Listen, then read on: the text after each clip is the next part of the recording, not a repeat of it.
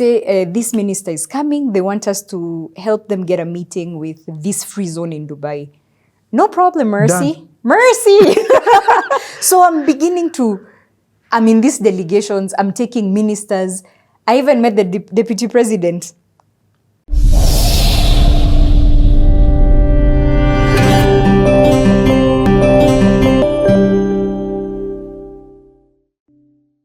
Explain, let's have this conversation a bit. I want to understand the Kenyan community in Dubai. That's one that I don't know. So the Kenyan community in Dubai is predominantly in the hospitality sector. So we're a well-spoken people, cultured, proper manners, and good in service. I love that. That is one thing that we need to sell and shout to the rooftop about Kenya and what our capability and offering is from a skill set perspective. And we've done that very well in Dubai. Emirates is a large employer of Kenyans and a lot of 5-star, 7-star hotels and many other F&B settings in Dubai. So the bulk of Kenyans are in that sector. Okay. There were very few Kenyans in the financial and investment center that I was working in. Did you meet any? I did meet. I met someone like Chris Kirigwa, who used to work for Standard Chartered. He's now the ambassador of the US. Okay.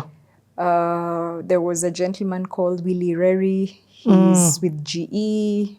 Yeah, there were few. There was a pocket. We actually, even in 2010, we got together the professional Kenyans and we set up the Kenya Business Council. And then even there, it was such a lovely learning opportunity for me because I was here in Dubai, I'd been 2 years, but I was working with people who had been in Dubai 20-something years. Wow. Someone like Mr. Said Barak, who became my mentor. This is 2010? This is 2010. We set up Kenya Business Council. I become part of the legal committee that wrote the bylaws of Kenya Business Council. And now I'm beginning to work very closely with the ambassador of Kenya. What? And the consul general of Kenya to Dubai. What? I know.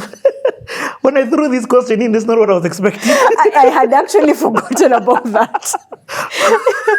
What? Which is wonderful because remember your dream of Dubai in Kenya or Uplift in Kenya. Yes. So now you begin to tangibly make it happen. Yes. Okay, more.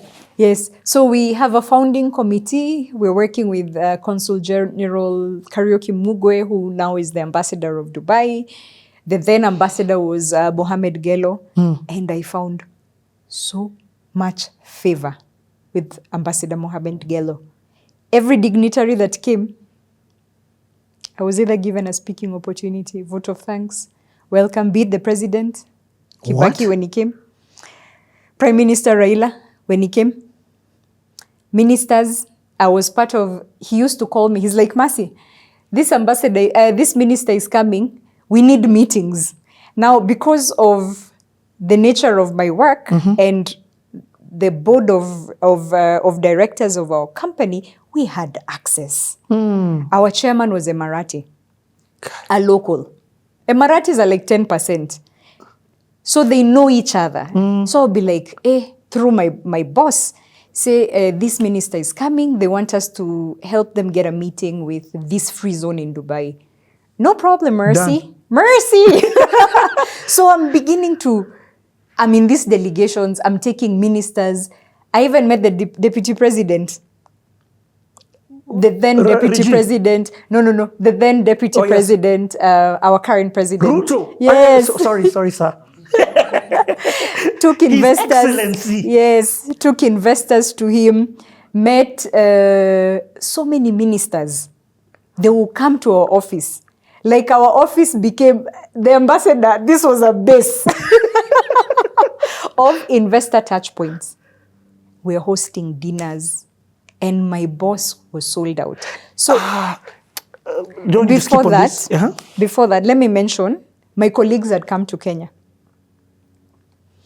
So two of them came for my brother's wedding in 2009. They fell in love with the country. And of course, it's you who introduced them to your bro. Yes, it's me who introduced them. I came with them. And they came, they won some Scottish kilts. So, the villagers were very happy. Men are wearing skirts. They were actually screaming. Aromea men are bigati, meaning these men are wearing skirts. So 2 of them came, an American and a Scottish. Then my boss, Mark, came on holiday with his family. Had you been to Africa before? No. Sub-Saharan Africa, no. They spent 11 days with his family, even his kids from America. They came to Mara. They went to the Rift. They went to Coastal. He came back. He was like, you know, Mercy, I always saw you smiling and happy. So it's a Kenyan thing. You know, the one thing that we're told a lot by foreigners is that we're just generally happy people. We've got a good disposition. That's how we get rid of our stress. We check out. So he fell in love with Kenya. And he started saying, now I see all these things you've been saying that you want to do in Kenya. And he was like, Mercy, man, I think you should become the president of Kenya. I'm like, what are you talking about? He's like, Mercy, now because the ambassador is bringing all these high-profile people, governors. This is the reason why I brought this conversation up. I didn't think it was going to this level. But you see now, by the time the government is coming to Dubai, yes, they want to meet Kenyans, but let's be honest, they want to also meet the movers of shakers within that region, so that they can bring those resources back home, find partnership opportunities. So if you're only stuck with the Kenyan community and don't have a touch base with this other side, you're not able to connect them. Correct. But for you, your world was, and I'm not in any way trying to say don't mingle with Kenyans. I'm just trying to say spread your wings. Yes. Because this was your core, you became now so valuable to your country. Yes. That the ambassador is just, it's you that they're on the phone with. The ambassador is like, oh, Nani is coming. I'm sorry, short notice. I'm like, it's 8 p.m. And you want us to meet him tomorrow at 8 a.m. I need some miracle to happen to get you the investor. But it was such an opportunity, such an honor, such a privilege. But then you know what this is happening? In the eyes of my colleagues and my boss, they're like, who is Mercy? So it's even making you look good to them. My friend, some bonga points. It is vice president. Yes. You're using them to look good. God is like glorifying himself through my life. Dignitaries are coming to our office, being referred. I'm talking about ministers, governors, MPs who've passed through our office in DIFC. Incredible. So the ambassador we are literally in partnership with the ambassador. We've become friends because of this Kenya Business Council, the setting up. Now he's understood the strengths. He's saying, okay, aside from speaking at the Kenyan forums, you're also a resource. And you're very passionate about it because I will give my time. I will give my time.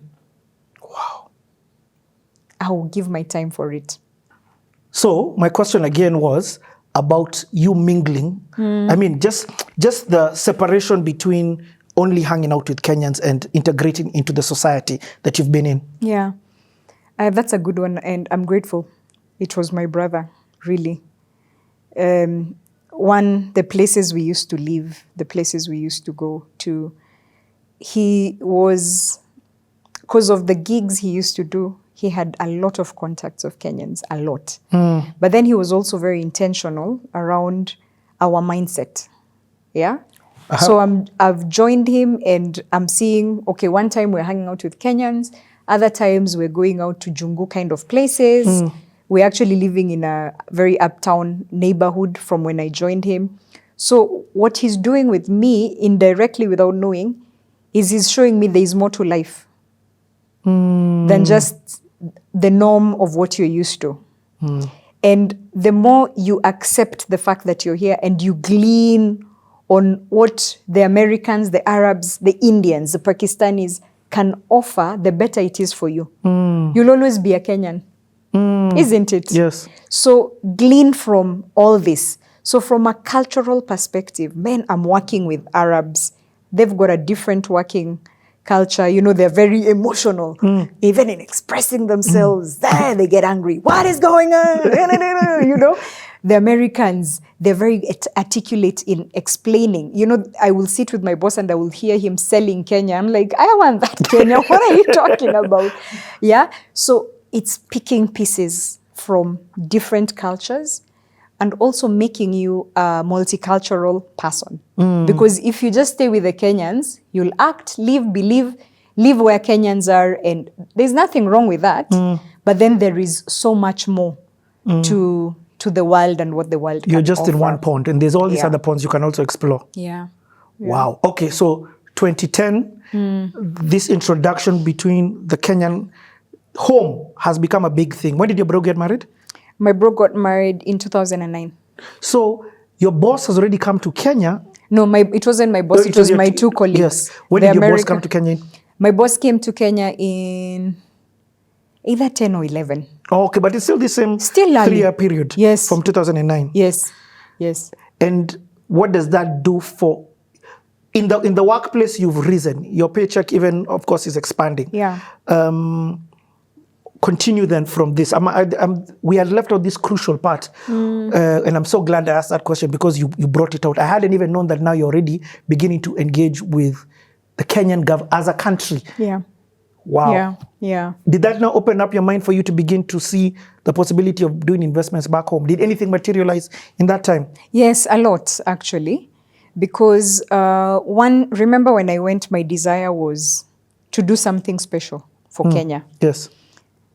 And immediately I got there, I realized I need to do the learning. So I used the first few years to learn, to understand, to learn the culture, to learn things that I don't know.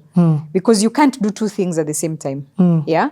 So those infancy years in Dubai were more for learning. Then with the evolution of the Kenya Business Council, now I'm meeting Kenyans who have amazing careers. These guys are CEOs. They've set up companies. They've been doing amazing, amazing things. In Dubai? In Dubai. Yes. Some of them have been there 20 years. Some of them, you know, the kids were born here. They've migrated to other countries. So I'm beginning to see another layer of maturer Kenyans. See, this other generation was much younger. My bro is 5 years older than me. So the demographic is a bit similar. But now these ones are older men. Like Mr. Said can be my father. Wow, wow, wow, wow. And they're taking me in. And some of them are giving me gigs. So fast forward, I even met a business partner through that Kenya Business Council called Musa Machoka. So we become business partners. By that time, after my brother had moved to Nairobi, we set up a company called Zuri Investments. Again, entrepreneurship. And Zuri was driven from the Kirinyaga Road passion.